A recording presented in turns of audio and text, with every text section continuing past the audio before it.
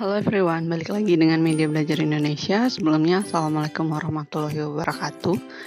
Kali ini, di video ini akan ada pembahasan soal SKB sesuai dengan FR terkini, yaitu mengenai analis kebijakan ahli pertama. Di sini ada soal, ada jawaban, dan juga ada pembahasan. Di soal pertama, A. Melakukan riset dan analis kebijakan. B. Memberikan rekomendasi kebijakan. C. Melakukan komunikasi, koordinasi, advokasi, konsultasi, dan negosiasi kebijakan. D. Melakukan publikasi hasil kajian kebijakan. E. Membuat audio visual untuk diklat kebijakan. F. Mengembangkan buku pedoman tentang kebijakan. G. Menyusun atau mengembangkan cuklak atau juknis di bidang analis kebijakan. H. Memperoleh gelar kehormatan akademis. Sub-unsur kajian dan analisis kebijakan ditunjukkan pada poin berapa? Oke. Pilihannya A, B, C, dan D. B, A, C, I, G. C, E, F, G, H. D, B, D, F, H. Atau E, A, B, E, F. Yang ditanya adalah sub-unsur kajian dan analis kebijakan.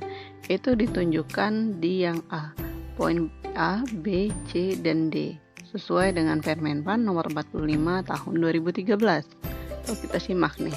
Poin ketiga, Permenpan tersebut, sub-unsur kajian dan analis kebijakan terdiri dari 4. Yang pertama, melakukan riset dan analis. Yang kedua, memberikan rekomendasi kebijakan. Yang ketiga, melakukan komunikasi, koordinasi, advokasi, konsultasi, dan negosiasi kebijakan. Dan yang keempat adalah melakukan publikasi hasil kajian kebijakan. Lanjut, soal nomor 2. Jenis kebijakan yang menyatakan apa yang akan dilakukan pemerintah atas masalah tertentu. Misalnya kebijakan pengurangan angka kemiskinan melalui kebijakan beras miskin, itu disebut kebijakan apa? Raskin ya. A. Kebijakan substantif. B. Kebijakan prosedural. Atau C. Kebijakan distributif. D. Kebijakan regulatif. Atau E. Kebijakan materi. Nah, jawabannya tuh yang A. Kebijakan substantif. Atau di sini dijelaskan kebijakan substantif dan kebijakan prosedural. Kebijakan substantif adalah jenis kebijakan yang menyatakan apa yang akan dilakukan pemerintah atas masalah tertentu. Misalnya, kebijakan pengurangan angka kemiskinan melalui kebijakan beras miskin, sedangkan kebijakan prosedural adalah bagaimana kebijakan substantif tersebut dapat dijalankan.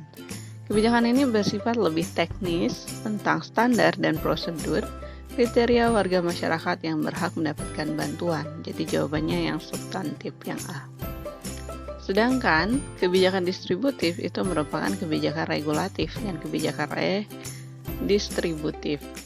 Kebijakan distributif itu adalah kebijakan yang bertujuan untuk mendistribusikan atau memberikan akses yang sama atas sumber daya tertentu. Ini untuk kebijakan distributif. Sedangkan kebijakan regulatif adalah kebijakan yang mengatur perilaku orang atau masyarakat, misal kebijakan menggunakan sabuk pengaman jika mengendari atau menjadi penumpang dalam mobil. Oke. Sedangkan yang ini kebijakan redistributif, ada R, adalah kebijakan yang mengatur pendistribusian pendapatan atau kekayaan seorang untuk didistribusikan kembali. Ya, kata kuncinya adalah didistribusikan kembali, redistributif, kepada kelompok yang perlu dilindungi untuk tujuan pemerataan, misal kebijakan pajak progresif, kebijakan subsidi silang, dan kebijakan subsidi BBM. 3. Ada kebijakan material dan kebijakan simbolis. Untuk kebijakan material adalah kebijakan yang sengaja dibuat untuk memberikan keuntungan sumber daya yang konkret pada kelompok tertentu, misal kebijakan beras untuk orang miskin. Kebijakan simbolis, material terkait materi ya. Simbolis adalah kebijakan yang memberikan manfaat dan penghormatan simbolis pada kelompok masyarakat tertentu. Misal kebijakan libur Natal untuk orang beragama Kristen atau Katolik, libur Waisak untuk menghormati orang beragama Buddha, atau Idul Fitri menghormati beragama Islam, dan lain-lain. Oke. Soal nomor 3. Faktor yang mempengaruhi dalam penyusunan kebijakan kecuali A. Ekonomi, B. Politik, C. Teknologi, D. Sosial, atau E. Kebijakan. Kecuali ya. Jawabannya yang E. Kebijakan. Kenapa? Karena di sini ada beberapa faktor yang mempengaruhi dalam menyusun kebijakan. Yang pertama faktor politik, yang kedua faktor ekonomi atau finansial, yang ketiga faktor administratif atau organisatoris, dan 4 faktor teknologi, 5 faktor sosial, budaya, dan agama, sedangkan yang terakhir adalah faktor pertahanan dan keamanan. Jadi yang nggak ada itu faktor kebijakan. Oke, jadi jawabannya E. Soal nomor 4. Tuliskan perbedaan antara penelitian ilmu sosial dan penelitian kebijakan. Bedanya, kalau penelitian ilmu sosial atau social research dan policy research atau penelitian ilmu kebijakan, kalau social research poin pertama memberikan pencerahan pada bidang keilmuan. Kalau policy research itu mengembangkan pemahaman terhadap masalah kebijakan.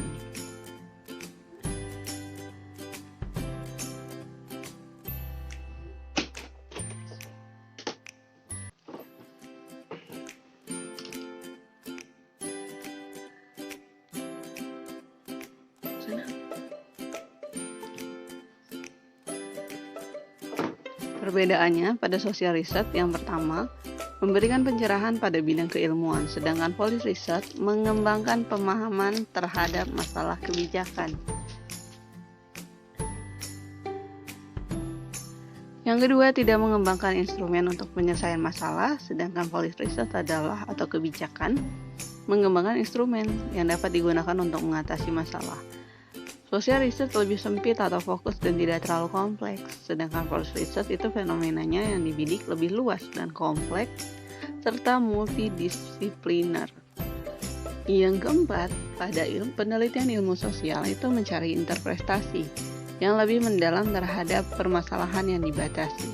Sedangkan untuk penelitian kebijakan itu cukup luas dengan kebenaran yang sifatnya umum atau relatif kasar. Poin terakhir yaitu ketika untuk penelitian ilmu sosial itu adalah lebih pada kritisme atau intelektual, lebih cenderung memunculkan kritisme yang didorong motif politik. Soal terakhir nomor 5, sebutkan alasan mengapa diperlukan kriteria dalam mengevaluasi alternatif kebijakan. Nah, alasannya ada 3. Yang pertama, untuk menghindari adanya favoritisme atau keberpihakan terhadap salah satu alternatif kebijakan. Yang kedua, memberikan aturan main yang jelas yang harus diikuti oleh analis kebijakan.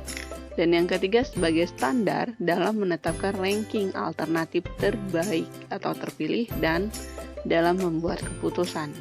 Jadi itu sudah, sekian, terima kasih, semoga bermanfaat. Wassalamualaikum warahmatullahi wabarakatuh.